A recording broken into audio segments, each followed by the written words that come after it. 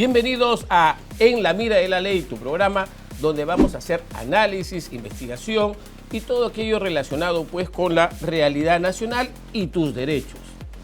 Una cuestión que se ha puesto en la mesa en nuestro país ahora es el tema del asilo político. El asilo político es un derecho fundamental, es un privilegio o realmente pues es una fuente de impunidad. ¿Qué cosa es? La gente se pregunta, ¿para qué sirve? ¿Quiénes pueden usarlo? Y básicamente pues se van haciendo tendencias, grupos, y para ello hemos invitado a una persona espectacular, una persona que tiene todos los galardones, que tiene toda la experiencia, aparte que es un jurista muy reconocido, alguien que ha sido ministro de Justicia, miembro del Tribunal Constitucional, y no solo miembro, sino también ha sido presidente del Tribunal Constitucional. No es nada menos que el profesor y maestro Víctor García Toma. Buenas noches, doctor. ¿Cómo le va, Miguel Ángel? Permítame en primer lugar agradecerle la invitación. Así es. Muchos se preguntan qué cosa es esta figura legal de el asilo político. El asilo es una figura que podemos encontrarla incluso desde Grecia, ¿no? Pero en puridad tiene asiento en América Latina por la persecución que las dictaduras, fundamentalmente militares, hicieron. Y si queríamos buscar un punto, digamos, específico, es a raíz del asilo diplomático de Haya de la Torre, en la Embajada de Colombia, que terminó en un proceso ante la Corte Internacional de la Haya, que en realidad fue una sentencia, una resolución que no resolvió el problema, que obligó a tanto al general Odría como al general Rojas Pinilla a ponerse de acuerdo. En ese contexto, Colombia renovó el asilo, el Uruguay otorgó el pasaporte, porque a Haya de la Torre se le había privado de la nacionalidad y sin pasaporte no podía salir del país, y México concedió la residencia. A raíz de ese suceso surge esta famosa convención del año 54, en donde ya el asilo tiene un marco normativo. Y en el Perú el asilo es reconocido primero en la Constitución del año 79 y luego en la actual Constitución como un derecho fundamental. Doctor Víctor García Toma, ¿hay una figura legal parecida que causa confusión o de repente lo mismo? Díganos usted, ¿el refugio es lo mismo que el asilo político? El refugio en puridad está destinado a aquellas personas que logran ingresar a un territorio es más, extranjero. es una figura que muchos peruanos usan en Europa. Así es. Básicamente esta figura del refugio. ¿El refugio es lo mismo que el asilo? ¿Qué debemos entender? Lo que pasa es que hay dos tipos de asilo. El asilo diplomático, que es el que utilizó recientemente Nadine Heredia y que está sujeto a la calificación que otorgue el Estado asilante, como lo hizo Brasil, y que conforme al tratado del cual hemos aludido y a nuestra propia Constitución, basta con esa calificación para que el Estado se vea compelido a respetar esa decisión de considerar que se trata de un perseguido político. Y hay, por supuesto, el asilo territorial, cuando es individual, pero cuando hablamos, digamos, de grupos, digamos, o contingentes más amplios, por lo general se utiliza la figura del refugio, en donde el que llega a un territorio extranjero lo hace pues porque en su país hay hambre, porque en sus países hay una guerra, digamos, una guerra civil, una revolución, ¿no? Digamos, no hay una persecución a título individual, sino eso se grafica hacia un grupo, digamos, indeterminado de personas, ¿no? Regresando al tema del asilo político, este es un privilegio, es un derecho que le corresponde a todos. ¿Quiénes pueden solicitar asilo político? Digamos, uno tiene el derecho a solicitar el asilo, pero la calificación corresponde al Estado que recibe esa solicitud. En todo caso, podríamos decir que es un derecho expectaticio, ¿no? En segundo lugar, el asilo se hace cuando la persona señala ser objeto de una persecución por razones políticas, ¿no? O sea, no es para cualquier persona que vaya y solicite un asilo. Claro, Si por eso es la discusión en torno al caso de la señora Nadine Heredia. Evidentemente, ella no es una perseguida política. Ella es una persona que está enjuiciada por un delito común. Sin embargo, a pesar de que para nosotros los peruanos, evidentemente, se trata de una persona que está siendo juzgada por la comisión de un delito común, hemos tenido que respetar la decisión del gobierno de Brasil, ¿no? Entonces podríamos decir que en el caso de la señora Nadine Heredia, desde el punto de vista dogmático, doctrinario, ¿no? Se ha desnaturalizado, porque básicamente si un requisito del asilo político es ser un perseguido político, la pregunta que cae de madura, como usted decía, es: entonces esta señora está siendo perseguida políticamente, básicamente se le está atribuyendo algunos delitos políticos, y si no es así, entonces ¿se ha desnaturalizado esta figura? Digamos, hay que poner esto en su contexto, ¿no? Digamos, el Partido de los Trabajadores, el partido del presidente Lula, financió la campaña de, digamos, la pareja de los Humala. Y con esos aportes, que todos sabemos que están en estos momentos en cuestión judicial, se llevó a cabo la campaña que finalmente los llevó a la victoria. Y luego de eso se iniciaron una serie de negociaciones con empresas brasileras, fruto de los cuales hay otro proceso en curso, y esa es la relación que surge primero en términos políticos con el Partido de los Trabajadores, entendiéndose que el humanismo era una de las expresiones de esta izquierda de Puebla, la izquierda del siglo XXI, y luego ya en términos, digamos, negociales, ¿no?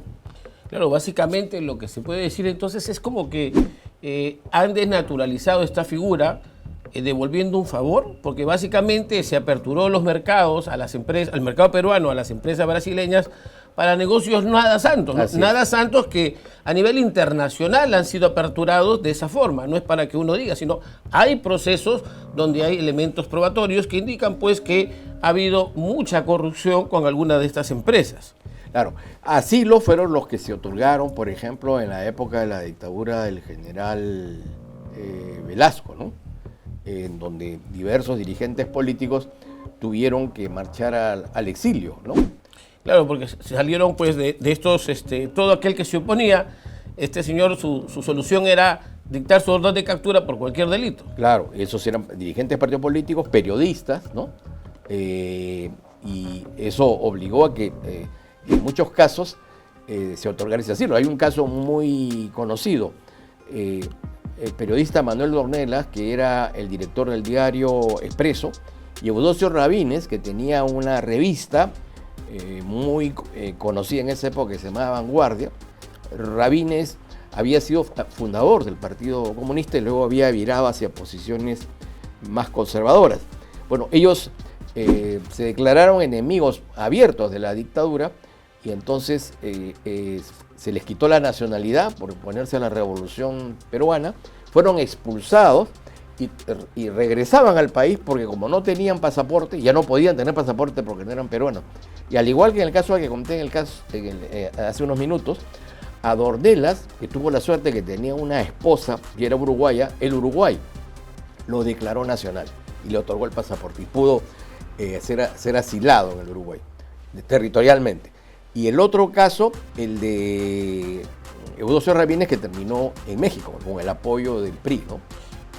Y entonces podemos decir pues que el Estado de receptor juega un rol importante, porque en este caso, así, en ese supuesto de la señora Heredia u otros similares, donde no se dé la característica de la persecución política, al final es el Estado receptor el que hace lo que le da la gana. Claro.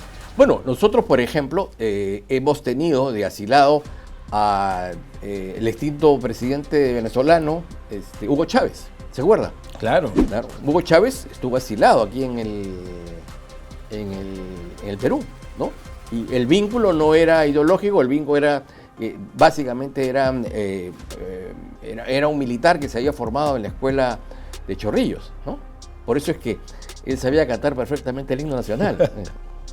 Son cosas anecdóticas. Sí. Entonces, pues, ya saben, no hay que satanizar tanto pues a nuestras autoridades peruanas, toda vez que quien decide si da o no, si otorga o no el asilo, es el Estado receptor.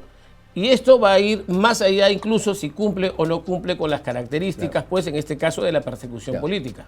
Y digamos, creo que el gobierno tuvo que cumplir el mandato de su propia constitución, y en segundo lugar también era conveniente que el problema se solucionara rápidamente, porque imagínense usted, si el gobierno se demora, comienzan las marchas, los mítines en torno a la embajada, eso iba a enrarecer nuestras relaciones diplomáticas con, hay que reconocerlo, el país más importante de esta parte del continente, ¿no?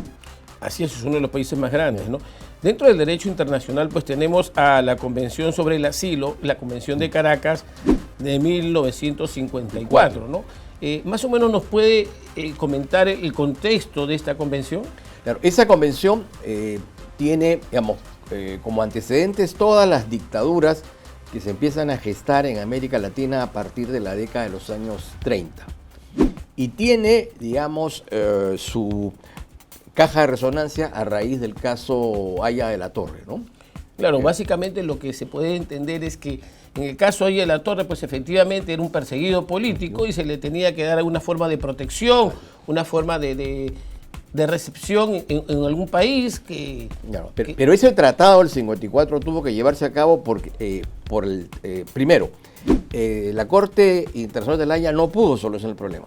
Segundo, finalmente esto fue consecuencia de un acuerdo, digamos, de buena voluntad, digamos, para sacarse el tema de encima de dos gobiernos. Entonces dijeron, no, mejor vamos a establecer reglas que permitan preservar y defender la vida, la integridad física de aquellos dirigentes políticos, de aquellos o periodistas que se enfrenten a dictaduras, ¿no?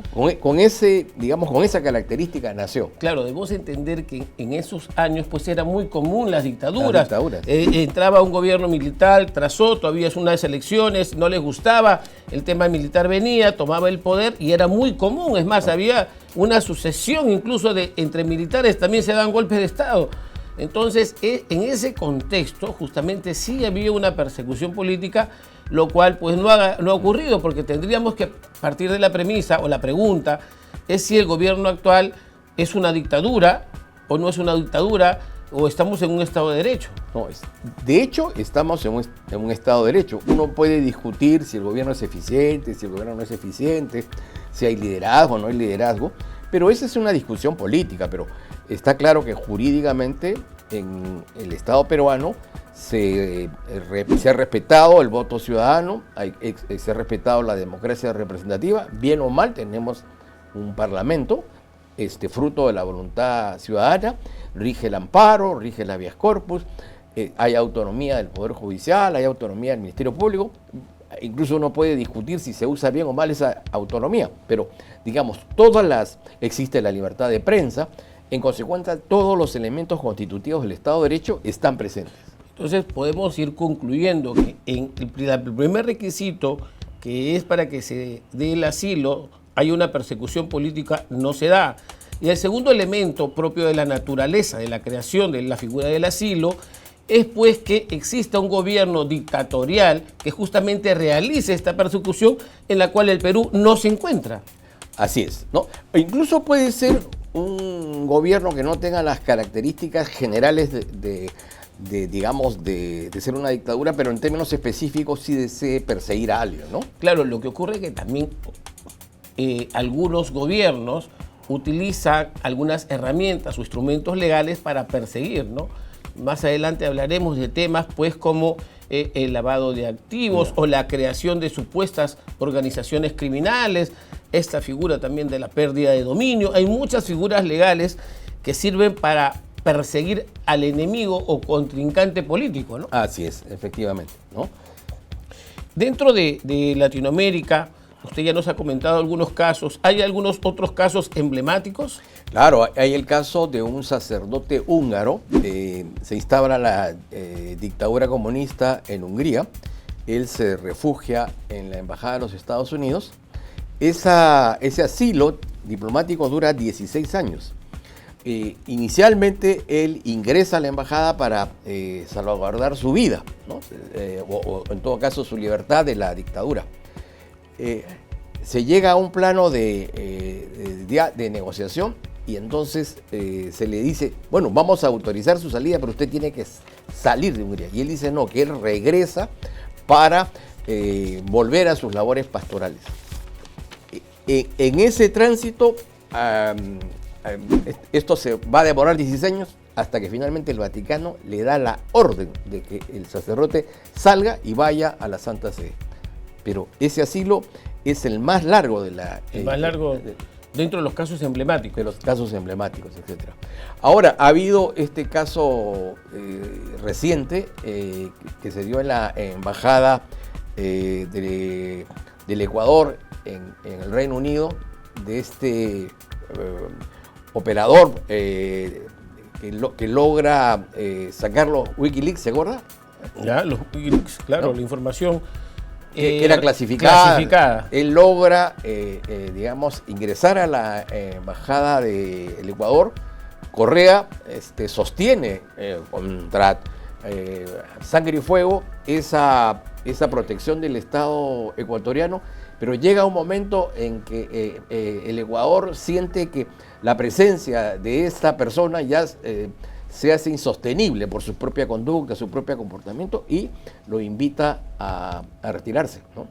Lo mismo sucedió con Noriega. En Noriega hay una invasión de los Estados Unidos sobre Panamá porque Noriega era doble agente, o sea, trabajaba con el CIA, pero también trabajaba con el narcotráfico, hasta que finalmente los americanos dicen, Noriega no va, invade, y él se refugia en la embajada de la Santa Sede.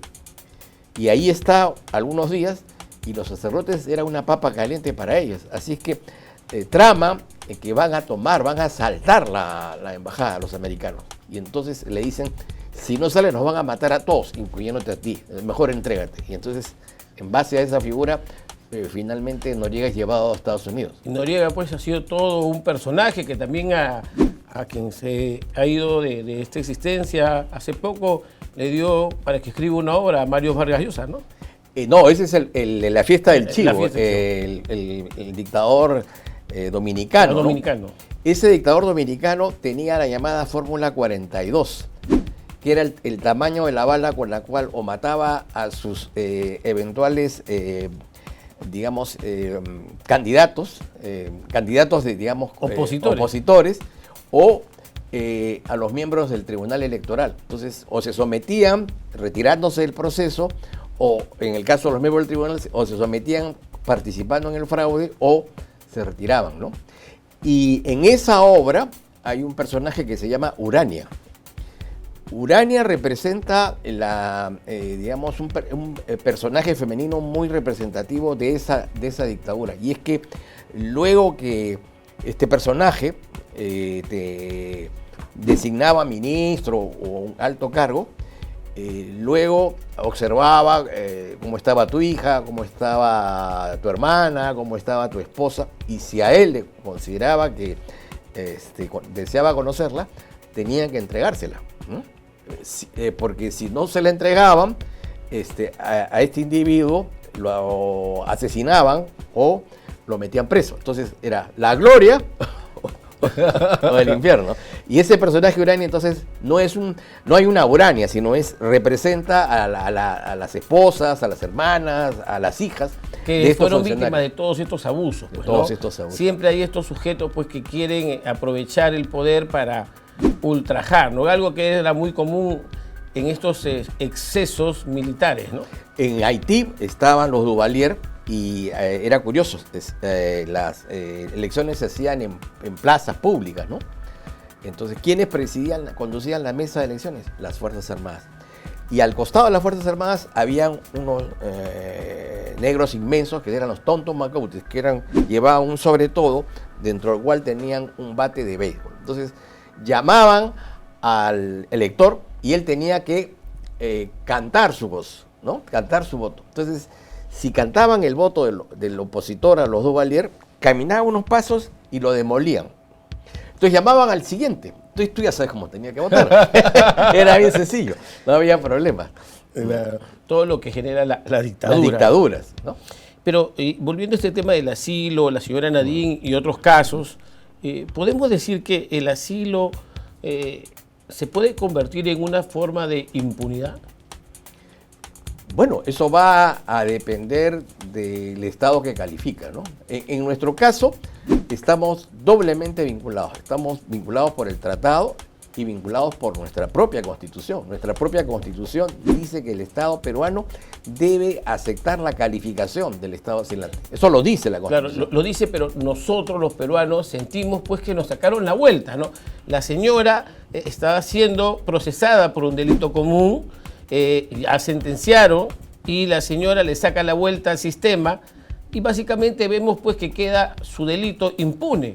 Por ahora, ¿no? Digamos, en estos momentos la extradición no tendría sentido porque sería rechazada por este gobierno. Pero el próximo año van a haber elecciones. Y si triunfa una fuerza diferente o distinta a la del Partido de los Trabajadores, el partido de Lula, es probable que ese asilo sea revocado. Y en consecuencia allí habría que estar prestos para conseguir la extradición, ¿no? Esta es otra figura, pues otro camino largo que hemos visto ya con muchos personajes, dentro de ellos Toledo, que se ha sufrido mucho, ha pasado mucho tiempo para poder tenerlo y juzgarlo en el Perú. Pero Toledo ha tenido la suerte de una ley que en realidad, creo yo, desde mi punto de vista, estaba dirigida para paliar el problema generado con el presidente Fujimori, porque definitivamente eran muchos años de prisión. No había cumplido, pero eran muchos años los que tenía, y efectivamente tenía pues una enfermedad, digamos, grave, ¿no? Preocupante. Y entonces, como no prosperaba, no prosperaba el indulto, entonces se planteó esta ley que hablaba de aplicarla a los condenados mayores de 80 años. Entonces, esa ley quedó allí. Y ahora, pues, hábilmente el abogado del presidente Toledo, del expresidente Toledo, está pidiendo su aplicación.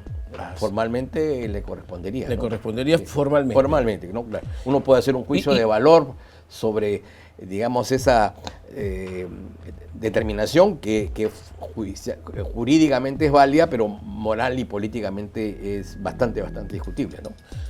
Así es. Una cosa es lo que nosotros quisiéramos o lo calificamos como bueno o malo, pero otra cosa es lo que la norma legal le permite. Lo importante, Miguel Ángel, es que uno puede decir esta ley es buena o esta ley es mala, pero aún las leyes malas tienen una virtud, establecen el criterio de seguridad jurídica.